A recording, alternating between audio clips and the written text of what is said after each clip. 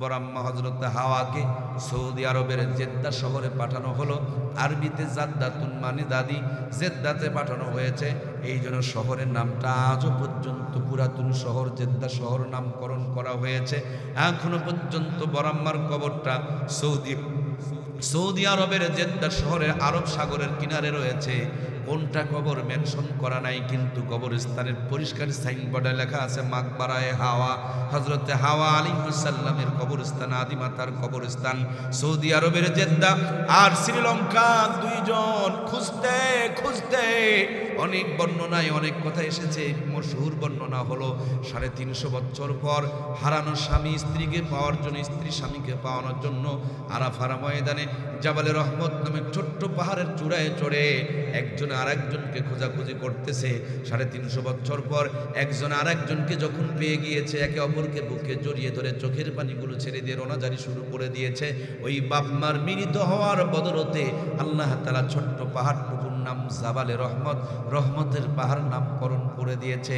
বাবা আর মা একত্রিত হয়েছেন, তার জন্য ওই ময়দানের নাম আরাফার ময়দান, মিলিত হওয়ার ময়দান, পরিচয় হওয়ার ময়দান, বের হওয়ার ময়দান, খুঁজে পাওয়ার ময়দান, আরাফার ময়দান নামকরণ করা হয়েছে।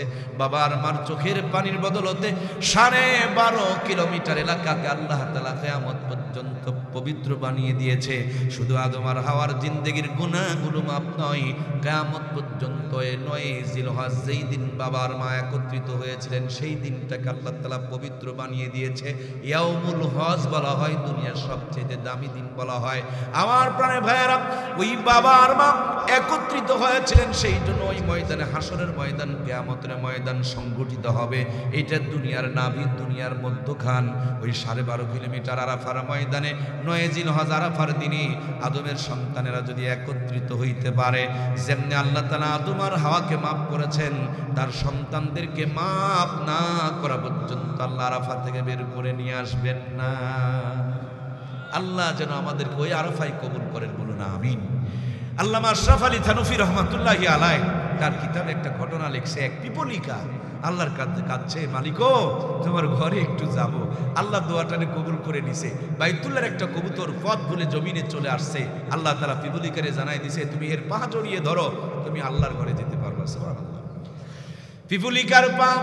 পিপলিকা কবুতরের পা জড়িয়ে ধরেছে, আল্লাহর ঘরে চলে গিয়েছে। আল্লাহর ঘর আল্লাহ তাআলা পিপলিকাকে দেখিয়েছে। আল্লামা আশরাফ আলী থানভী রহমাতুল্লাহ আলাইহি বলেন, দুনিয়ার মানুষ শোনো, ছোট্ট একটা আল্লাহর সৃষ্টি পিপলিকা যদি নিয়ত করার কারণে, চাওয়ার কারণে কবুতরের পা ধরিয়ে রব যদি বাইতুল্লাহ পৌঁছায় দিতে পারে, ওই রবের কাছে খাস দিলে যদি নিয়ত করতে পারো, তোমাকে পিপলিকা হওয়া লাগবে না, কবুতরের পাও ধরা লাগবে না। আল্লাহ তাআলা বিমানে চড়িয়ে তার ঘরের মেহমান বানায়া নিবে। আমি যতটুকু বুঝি, হজের খেদমত করি, আল্লাহ তাআলা আমাকে 14 বার বাইতুল্লাহর খেদমতে নিয়েছেন। বড় হজ 14 বার করিয়েছেন, শতাধিকবার উমরায় করিয়েছেন। আলহামদুলিল্লাহ সুম্মা আলহামদুলিল্লাহ। আমি যতটুকু বুঝি, এখানে টাকা এগুলোর মেটার না, মেটার হচ্ছে নিয়ম। অনেক টাকা আছে, যেতে পারে না। আবার আমার সাথে অনেকেই হজ করেছেন যারা ইটের ভাড়ায় কাজ করে, মানুষের বাড়িতে কাজ করে, জমিন মানে নাই বললেই চলে, তারপরে গেছে, আল্লাহ নিয়ে গেছে। এর জন্য নিয়ত করবো আমরা, আল্লাহ যেন আমাদেরকে আল্লাহর ঘরে না নিয়ে কবরে না নেয়। জোরে বলুন আমিন। খোলা আকাশের নিচে রাত্রে যাপন করলেন, আল্লাহর কাছে বড় ভালো লাগলো। মিনার প্রান্তরে তাবু আছে, নতুন করে আরাফাতে তাবু হইতেছে, কিন্তু মুজদালিফার প্রান্তরে কোনো তাবু। বাবার মা খোলা আকাশের নিচে রাত্রি যাপন করেছে, আল্লাহর কাছে বড় ভালো লেগেছে। ময়দানটাকে আল্লাহ তাআলা স্মৃতিময় ময়দান বানিয়ে দিয়েছে। হজের গুরুত্বপূর্ণ 6টা ওয়াজিবের মধ্যে দামি ওয়াজিব, প্রথম ওয়াজিব বানিয়ে দিয়েছে। কিয়ামত পর্যন্ত যত মানব আর মানবী আল্লাহর জমিনে আসবে হজ করার জন্য, বাইতুল্লাহ যাবে, আরাফার ময়দানে যাবে, আরাফা থেকে ফিরার সময় মুজদালিফা এসে খোলা আকাশের নিচে রাত্রি যাপন করবে। কারণ বাপ মার ওই স্মৃতিটুকু আল্লাহ তাআলা ভালো লেগেছে। আল্লাহ তাআলা কিয়ামত পর্যন্ত আদমের সন্তানদের জন্য এটাকে ওয়াজিব বানিয়ে দিয়েছে। ওই মুজদালিফার ময়দানে আদম আর হাওয়ার মতন করে কেউ যদি রাত্রি যাপন করতে পারে, আল্লাহ তাআলা তার পিছনের জিন্দেগির গুনাহগুলো মাফ করে দিয়া মুজদালিফা থেকে তাকে বের করে। মুজদালিফা পাড়ি দিয়া বাইতুল্লাহ গেলেন, 7 মর্তবা দোয়া করছেন আর দোয়া পড়তেছেন, রব্বানা যালামনা আনফুসানা ওয়া ইল্লাম তাগফির লানা ওয়া তারহামনা লানাকুন লানাকুনান্না মিনাল খাসিরিন। আল্লাহর ঘরখানায় খাবার এই কন্যাটার নাম হলো রুকনি ইয়ামিনী। রুকনি ইয়ামিনী থেকে হজর আসওয়াদ পর্যন্ত যতবার যায় ততবার এই রব্বানা যালামনা এই দোয়াটা পড়ে। সে আদম আলাইহিস সালাম দোয়া পড়েছে। আল্লাহ তাআলা কোরআনুল কারীমের মধ্যে আদমের সন্তানদের জন্য দোয়াটাকেও দান করে দিয়েছে। বাইতুল্লাহতে নির্ধারিত কোনো দোয়া নাই, একটাই নির্ধারিত দোয়া হজর আসওয়াদ থেকে রুকনি ইয়ামিনী পর্যন্ত রব্বানা আতিনা।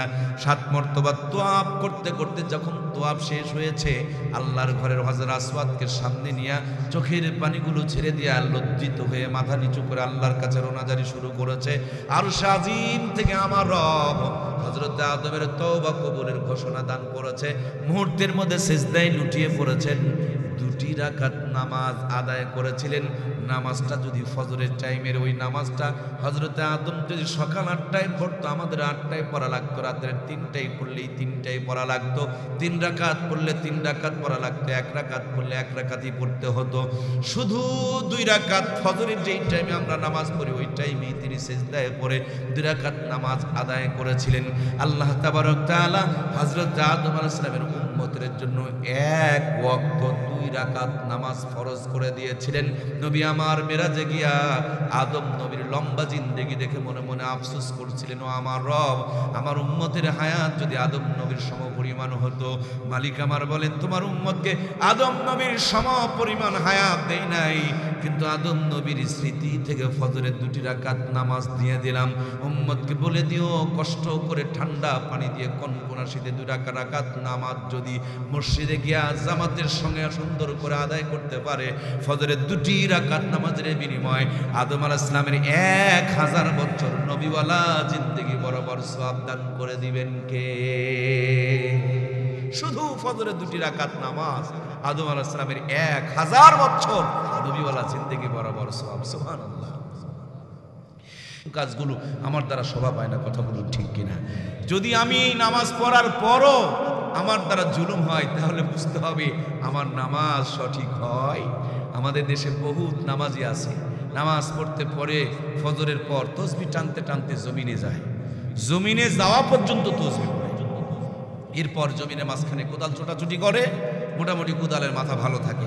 যেমনি আলের ধারত যায় তখন কোদালের মাথা খারাপ।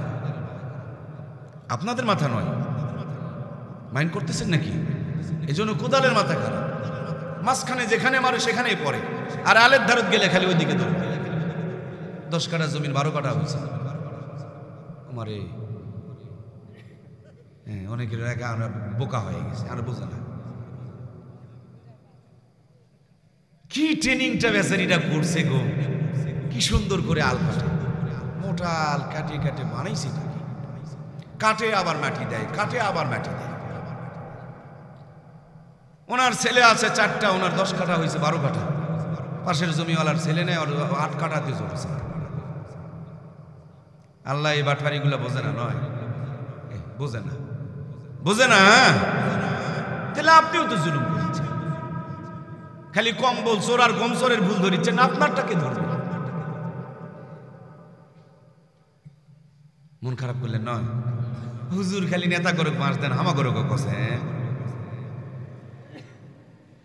প্রত্যেকের জীবন সম্বন্ধে, প্রত্যেকের কর্ম সম্বন্ধে আল্লাহর কাছে হিসাব দেওয়া লাগবে, লাগবে না প্রিয় ভাইয়েরা? সুতরাং আমরা জমিনের আল ঠেলাঠেলি করে পরিপূর্ণ মুমিন হতে পারি। হজে যাওয়ার আগে মেয়েকে দাওয়াত দিয়ে মাথায় হাত বোলায় আর পিছায় খান দিয়ে আর দোয়া করে, মা ও মা তোর জন্য খুব দোয়া করছি মা, আল্লাহর ঘর যেও দোয়া করবো। মেয়ের নামে দোয়া করে ছাড়ে দেয়, আর জমির নাম জমিগুনা ছেলের নামে লিখে দেয়। এরকম বাটপার মনে হয় নাই? এলা হাজিনা বাটপার। ইরে বাবারে, দোয়ার ধারি, দোয়ার কত তেজ বেচারি। এই দোয়া দিয়ে একজনক বিদায় করে দিল, আর একজনের নামে জমি লিখে দিল। তোমার দোয়ার যদি এত পাওয়ার থাকে চাচা, তাহলে বেটির নামেই জমি কোনা লেখো, আর বেটার জন্য দোয়া করো। করবে? তাহলে এই সিটারি আল্লাহ বোঝে না? কয় না, বুঝে। তাহলে প্রস্তুত থাকবে। মন খারাপ করলেন নাকি? হায় হায়, কি বলবো বলেন। আমি না পাগলা ছাগলা মানুষ, কম টম বুঝি। আল্লাহ আমাকে এই বাটপারিগুলা বোঝে না, বুঝছেন? আমি জামা বানাই ফুলাতা, বইয়েরটা হাফাতা। আমারটা পেট ঢাকে, বইয়েরটা ফাঁকা থাকে। আমারটা কলার পর্যন্ত ঢাকা, বইয়েরটা বুকের অর্ধেকটা বের করে। আল্লাহ এলা বাটপারি বোঝে না।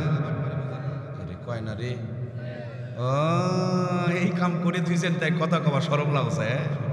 আল্লাহর কাছে সব খবর আছে। এক আঙুল দিয়ে মানুষের ভুল দেখাইছেন, কিন্তু 4 আঙুল যে আপনার দিকে বেকারে ভাই। শোনো জাতি, শোনো জাতি, মানুষের ভুল ধরে কোনো লাভ নাই। নিজের ভুল যেদিন আমরা ধরবো সেদিনই আমরা জান্নাতি এক জাতি হতে পারবো, ঠিক কিনা? এই জন্য প্রিয় ভাইয়েরা, আজকে কি পরের ভুল ধরতে এসেছি না নিজের ভুল? জীবনভর প্রেশার, ডায়াবেটিস, রক্তের গ্রুপ কত পরীক্ষা করলেন। ময়না বামিস্তানের 2 আঙ্গুল নিচে আলা ওয়াহিয়াল কালব নামক একটা ইমানের সিম কার্ড আছে। এখানে ইমাম থাকে। কোরআন সুন্নাহ দিয়ে নিজের ইমানটা একবার মেপে দেখো, একবার পরীক্ষা করে দেখো। তুমি যে মুমিন মুমিন দাবি করছো, আসলে মুমিন আছো না শয়তানের দলত যোগ দিয়েছো? তুমি একবার নিজেকে ওজন করে দেখো না ভাই, মিলায়া দেখো না তোমার সাথে ইসলামের মিলে কিনা, যায় কিনা, হয় কিনা। যদি মিলে তাহলে তুমি জান্নাতের দলে, আর যদি না মিলে তুমি যতই মুমিন দাবি করো কোনো কাম হবে। ওয়ামিনান নাসি মান ইয়াকুলু আমান্না বিল্লাহি ওয়া বিল ইয়াউমিল আখির ওয়া মা হুম বিমুমিনিন ইউখাদিউনা আল্লাহা ওয়াল্লাযীনা আমানু ওয়া মা ইয়াখদাউনা ইল্লা আনফুসাহুম ওয়া মা ইয়াশউরুন ফি কুলুবিহিম মারাদুন ফাযাদাহুমুল্লাহু মারাদা ওয়া লাহুম আযাবুন আলীম বিমা কানু ইয়াকযিবুন। আল্লাহ তাআলা বলছেন, অনেক মানুষ আছে যারা বলছেন আমরা ঈমান এনেছি আল্লাহর প্রতি এবং আখিরাতের প্রতি। আল্লাহর ঘোষণা কি বলছে? ওয়া মা হুম বিমুমিনিন, তারা কিন্তু মুমিন। অনেক মানুষ বলছে আমরা মুমিন, কিন্তু আল্লাহ বলছে তারা কিন্তু মুমিন নয়। এরা যখন মুনাফিকের কাছে যায় তখন বলে তাদের সঙ্গে আছি, আবার যখন ইমানদারের কাছে আসে তখন বলে এইদিকেও আছি। এরকম আছে না নাই? যখন আমরা তাসবিহ টিপি তখন মনে মনে নিয়ত করি, মনে মনে এই নিয়ত করে তাসবিহ টিপি, কিয়ামতের দিন আমার আঙ্গুলের মাথাগুলো আল্লাহর কাছে সাক্ষী দিবে আমি তাসবিহ টিপেছিলাম। তাসবিহর দানাগুলো যখন টানি তখন মনে মনে নিয়ত করি এই তাসবিহর দানাগুলো কিয়ামতের দিন আল্লাহর কাছে সাক্ষী দেবে। আর যখন স্কুলের ঘরে গিয়া ইসলামের বিপক্ষে সিল মারি, এবার আর বুঝা পেল না, এবার আর বুঝা পেল না। এলাই হলো বুবসাই। তাসবিহ দানা সাক্ষী দিবে, আর বাম হাতত ছিল মারলেন এটা সাক্ষী দিবে না। এটা আবার রাজনীতি। সত্য কথা বললে যদি রাজনীতি হয়, রাজনীতি রাজার নীতি, রাজার রাজা, মহান রাজা, আমি তার নীতি বলবো না তো কার নীতি বলবো? চোরের নীতি বলবো নাকি? আমরা 53 বছর ধরে দেখতেছি কোনো উন্নতি হয় নাই। উন্নতি তখনই হবে প্রত্যেকটা গুরুত্বপূর্ণ চেয়ারে মানুষের ভয় না, আল্লাহর ভয়ওয়ালা মানুষগুলো যখন বসানো যাবে, ঠিক কিনা? পুলিশ সামনে দেখে পিছনে দেখে। বাংলাদেশের সবচেয়ে বেশি দুর্নীতি করেছে দুর্নীতি দমন কমিশন। দুর্নীতি দমন কমিশন থাকতে এতগুলো টাকা পাচার হয় কি করে? তারা ভিন্ন ধর্মীদের ভিন্ন